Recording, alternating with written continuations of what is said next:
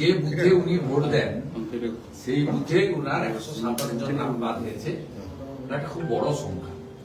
একটা বুথে 800 থেকে 1200 ভোটার থাকে, সেক্ষেত্রে 127টি নাম বাদ যাওয়া মানে শতকরা 10%-রও বেশি নাম, খুব বড় সংখ্যা।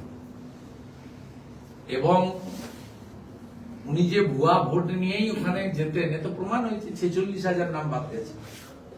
আর একটা বুথে 8 জন 10 জন স্বাভাবিক, বিবাহ হয়ে কোনো বোন অন্য জায়গায় চলে গেছেন, শিফটেড, ইতিমধ্যে কেউ মারা গেছেন অসুস্থ হয়ে, অ্যাক্সিডেন্ট হয়ে, স্বাভাবিক।